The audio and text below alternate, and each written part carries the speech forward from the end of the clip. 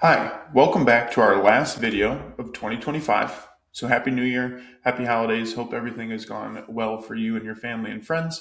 Uh, this is Connor's Corner, episode 5, right, where we will go over the tax updates of 2025 as we look to filing season coming here in the next couple of short months. Table of contents quickly. We will go over the Big Beautiful Bill Act. Most people know it as the Big Beautiful Bill.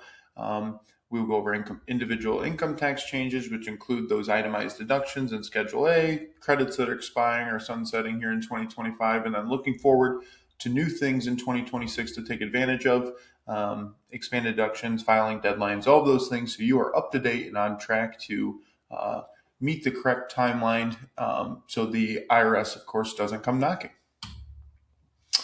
First, we'll go over the One Big Beautiful Bill Act. All right, that is quite a mouthful. So most people call it the Big Beautiful Bill. All right, the Big Beautiful Bill was signed into law by President Trump July 4th there in 2025. It has taken too long, as things always do with the IRS, to come out. Okay, so we actually finally have our hands on it, which allows us to do projections and things appropriately. But yet, things continue to come out week over week, it seems. So it's always going to be fluid. But as we sit here today, right before the new year begins, this is where we stand going into filing season coming up. All right.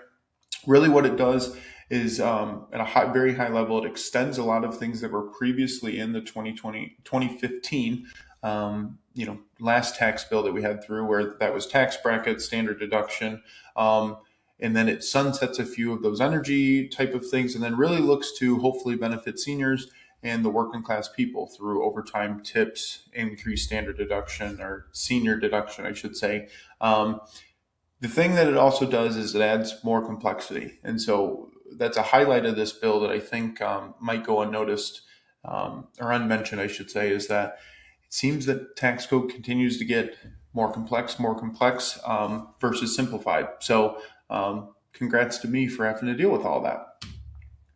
All right, going over the main one. All right, this is the hot buzz topic that everyone has talked about since the day, really since the year and a half ago or whatnot, when the campaign trail started, was Social Security or tax on Social Security, right?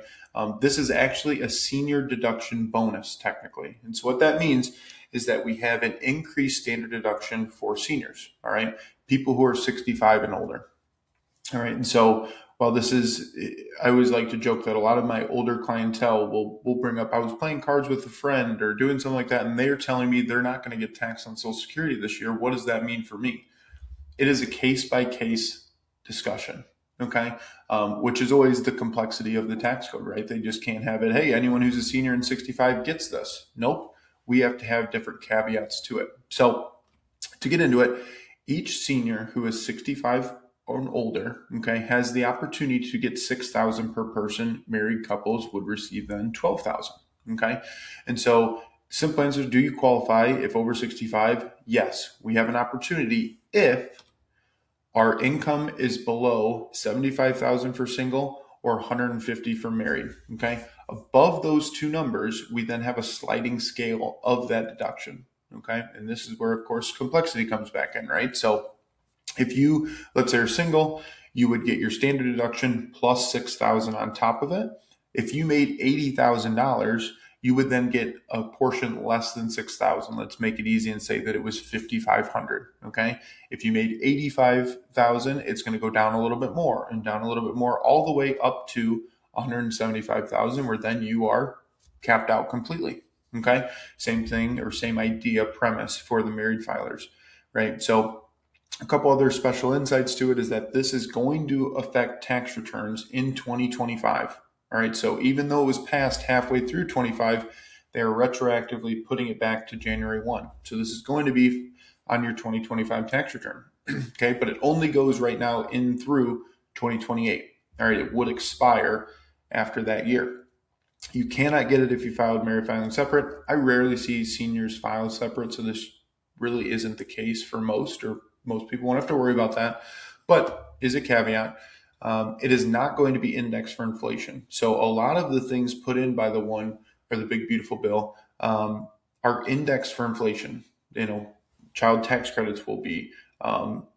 tax brackets, of course, always have been. There's going to be things that are, all right?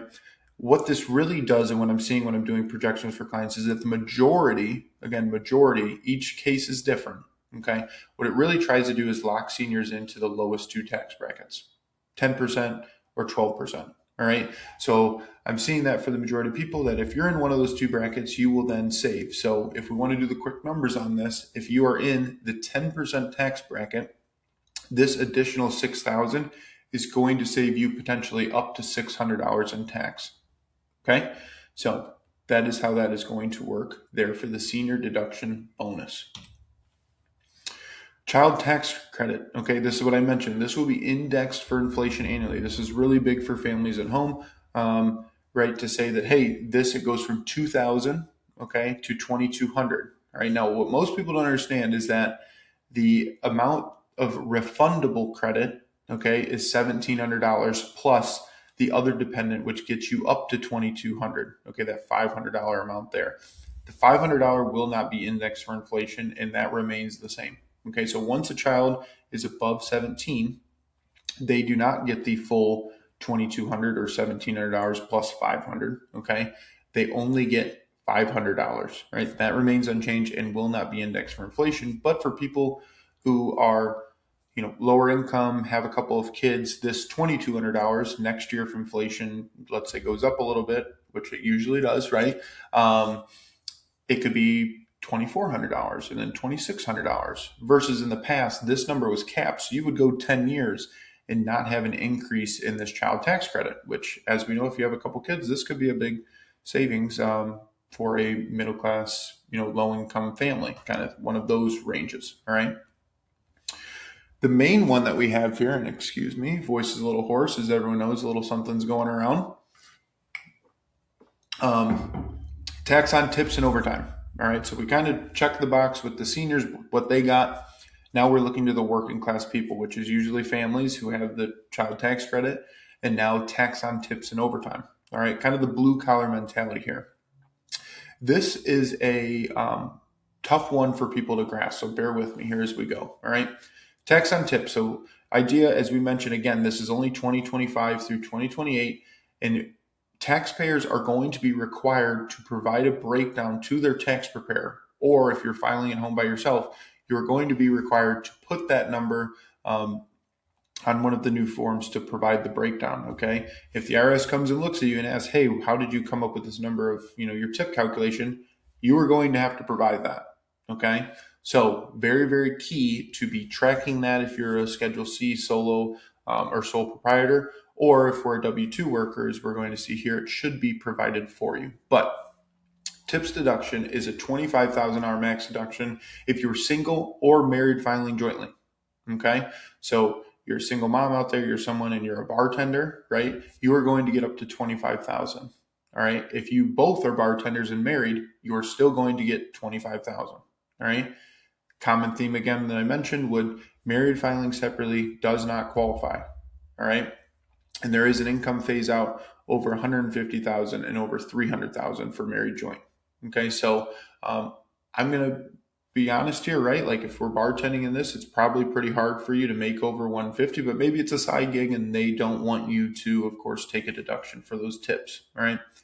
As I mentioned, providing proof. W-2s have always done this because you've been paying Social Security on them. So you have Social Security tips in box 7. That should be the number that you will use. And I believe that it's going to flow directly to that form. So it might not be too much work for you, but something you're definitely going to want to confirm on your tax return. Okay. If you're a 1099 contractor, all right, you have to provide proof to the software that is or written, right? Somewhere we have to track this number. All right. And I'm going to use my simple one as a hairdresser, right? Every day I go, or I shouldn't say every day, right? Every couple of weeks or whatnot, I go to my barber and I say, hey, here's a tip, right? I give you, the cut was $30 and I give him 40, right? So that $10 is a tip.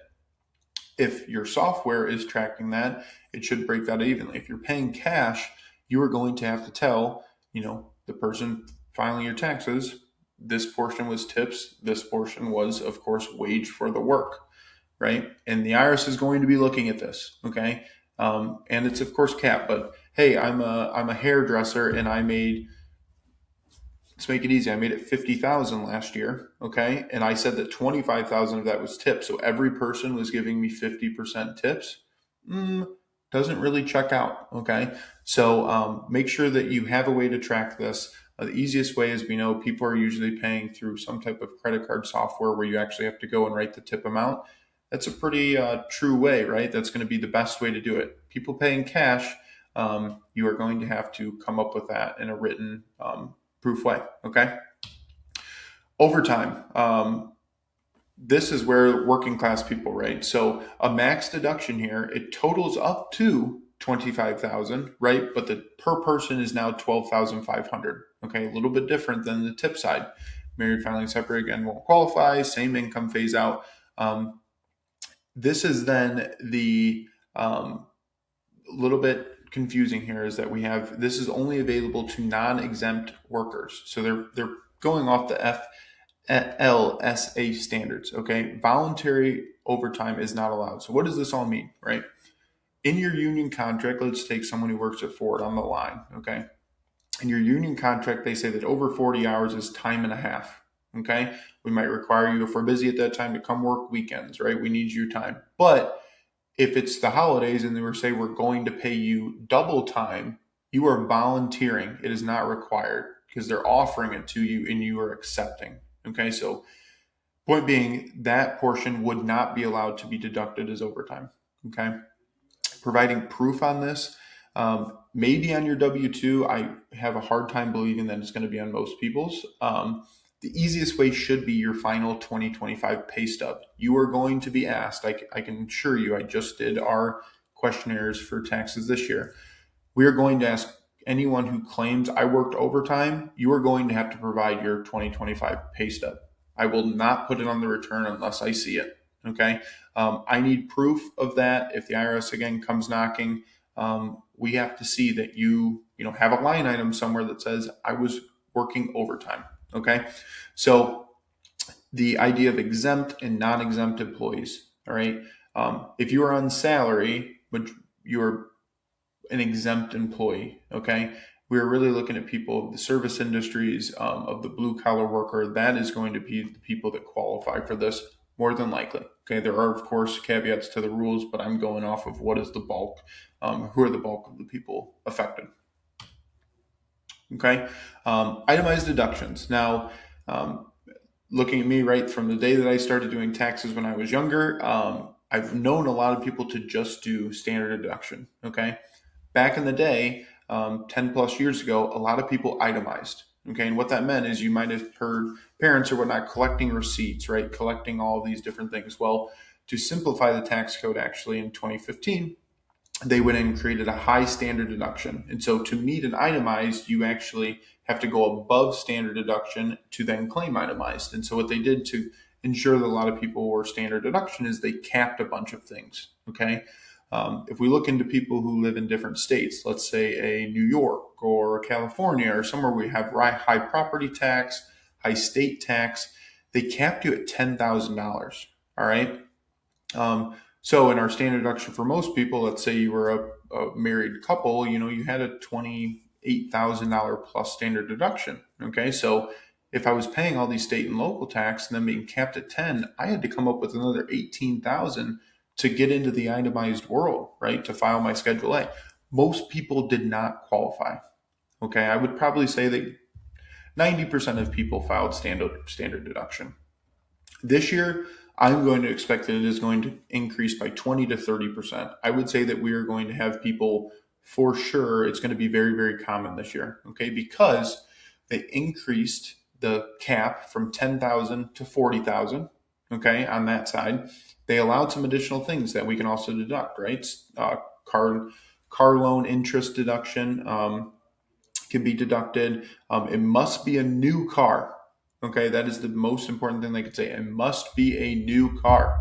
So if you go and buy one from a used car dealer, this will not count. Okay, and we're going to have to put the VIN number of the car. That is how they're going to track used versus new cars. Okay, and then some of the main other categories still remain, right? Mortgage interest, gifts to charity, healthcare above 7.5. Well, as we know, with mortgage rates being high, I'm seeing a lot of, if you've sold a house in the past, since rates were the lowest they've ever been during COVID, if you've sold one in the last 3, 4, 5 years, or bought one, I should say, you are going to probably have mortgage interest deduction. So I'm going to see, when you add on state and local taxes, which is your real estate, property, all that good stuff, car interest plus this, I'm going to assume that we're going to jump more.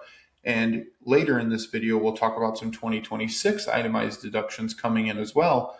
I'm going to assume that over the next few years, we're going to really see that number increase, which should allow clients to deduct more against their income, and actually take advantage of taxes you're paying elsewhere. Okay. This is our main next one,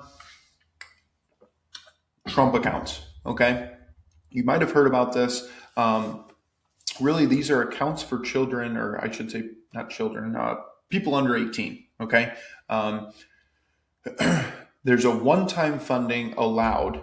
This is where the government will send $1,000 check or jumpstart the account one time for any child born Jan 1 of 2025 to the end of 2028. Okay. This actually will happen. They're saying June, July next year in 2026. Okay. So during our tax returns this year, we have to file Form 4547 with the tax return. Okay. Which will then say, hey, this is the dependent. This is their information. I would like this account to be opened, and puts $1,000 in there. That is really all we know to this point.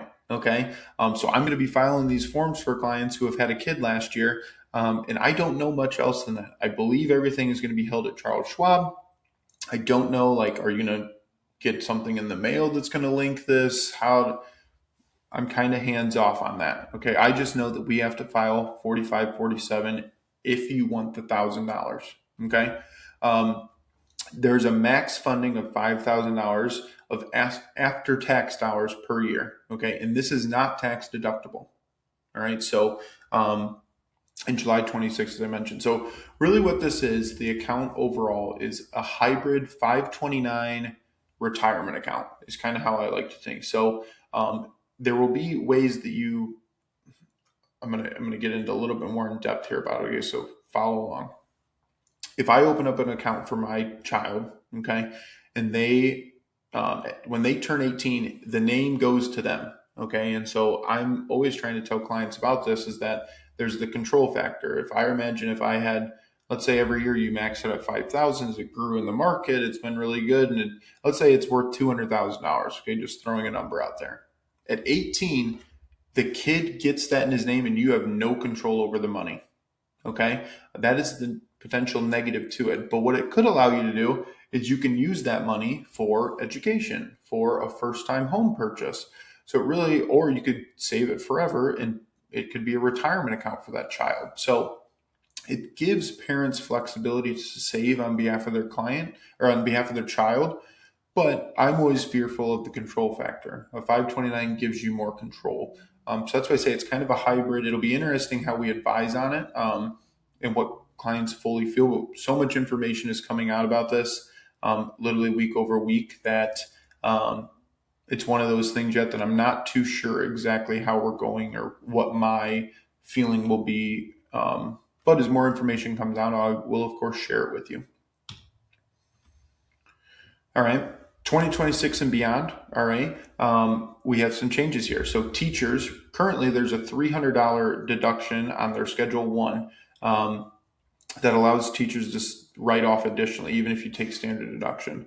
This number becomes unlimited in 2026. So if we're, of course, buying supplies or whatnot for the schools, paying for X, Y, or Z for the kids, we can now throw that into the itemized deduction. Okay. We are going to need increased proof of this, right? So again, teacher says I spent $30,000 on kids that year when my salary is $52,000. Red flags are coming up on the IRS. Okay. So note that we will need that proof. Gamblers, all right, a big one out there, right, is that we now only will be able to deduct 90% of winnings. Okay. You used to be allowed, or I should say 2025 will be the last year that you are allowed to deduct 100% of gambling winnings as an itemized deduction. All right. Now they're going to make it 90%. Okay. And then mortgage insurance premiums will also be itemized deductions. I've never really understood why this wasn't allowed in the past. So it makes sense, right? If I take a mortgage out and I can deduct the interest, why can't I deduct the forced mortgage interest premium until I get to 20% of my payment, or very close to that, right? So never understood why it wasn't there, but they are now going to allow that. Right. Gifting. Going forward in 2026, we will now allow $1,000 per person. They did have this, I believe it was just a year during COVID, okay, where you could deduct a few $100. Um, so if, hey, you go in and give into charities throughout the year, but you still file standard deduction, we're going to be able to take $1,000 there a person, or 2,000 for a married couple. And then lastly, we have this 1099K. Okay, I don't think many people are going to get this, but I look at myself. You go golf with friends. You go. Today, I hate to say it, I had to send out money for fantasy football. Of course, like things of that nature, right? Where, hey, they Venmo you for something. If you have over $20,000 in transactions, you are going to get a 1099K. And what they're trying to do here is people who are hiding secretive businesses, they're trying to put that money out there, right? So if you get, regardless if it was for business or just all for personal, you are going to get a 1099K, and then you will have to go say that it was all for personal use and some things. But that's going to happen in 2026. Um, could be a little bit more annoying, but as you can see, as I'm going through these things, it doesn't sound like the code is simplifying. It sounds like we're adding more things to everyone's plate, right? Some deadlines here, okay? Not going to read through all of them. They're the majority of the typical ones, right? We've got tax day is Wednesday, April 15th, as it's always really the 15th unless it falls on a weekend. IRA funding matches the same date. Extensions are 6 months from that date, estimated payments and whatnot there.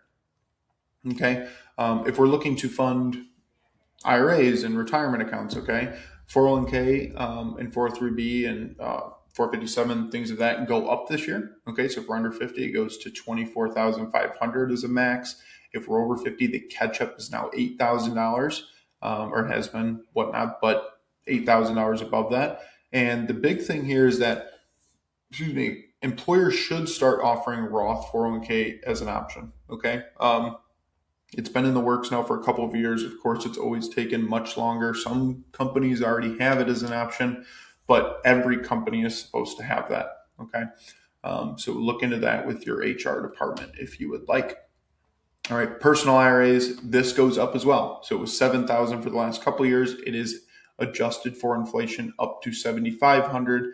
The catch up stays at $1,000 there if you're over 50, and goes to 8,500. Income phase out's adjusted as well. So a couple things there if we're looking to fund a personal Roth IRA or traditional IRA. All right, and then small business plans, same kind of thing. Simple IRA funding went up a little bit. SEP IRA, solo K, those things went up as well if we're a small business plan, right, and have to fund your own retirement versus getting matched by your company. All right, I always mention, I think this year it's really starting to hit with me as I've been doing taxes now for 8 years. The complexity just continues to go up, right? And it's kind of crazy as things I would think that if I was making laws, I would want to simplify things on people, but they're just becoming more confusing and whatnot, it seems like. So there's more layers to all of this. And I found this stat, okay? As someone who is in business for taxes, this was not my stat that I came up with, all right? But the National Taxpayers Union Foundation, okay, people I would think are representing the taxpayers. Taxes are becoming more confusing for many Americans, not simpler. Last year in 2024, average taxpayer spent about 13 hours or $290 preparing a federal tax return, not even including state. So burdens, compliance. It's actually funny. I had a conversation with a woman the other day who did her own taxes, and she was just joking how she was like, I'm an MBA, I'm all of this, and she was on TurboTax, and it took her, by the time she gathered her information, had to stop and start a couple of times, took her 5-6 hours to just feel like it was complete and everything was in there and they didn't miss anything, right? And so now, as you can see with these additional itemized deductions and things, like, are you missing out on some of those things? It's very, very important, as we notice here, to stay organized.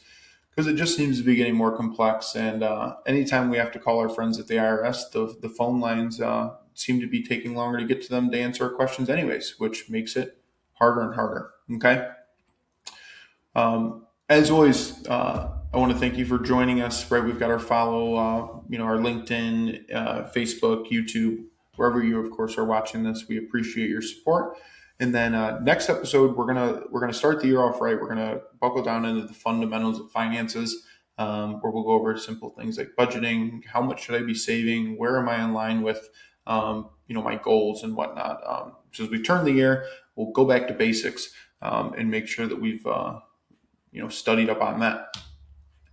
Right. As always, disclosure. But again, thank you so much for joining. 2026 is here. I hope we have the best year out there, and filing season is upon us as well. So it should be a good one. A lot of new changes, but I'm hoping that these changes will keep more money in the taxpayer's pocket, because that's what I always like to see when I'm talking to clients. All right. Have a good one. Happy New Year. Bye.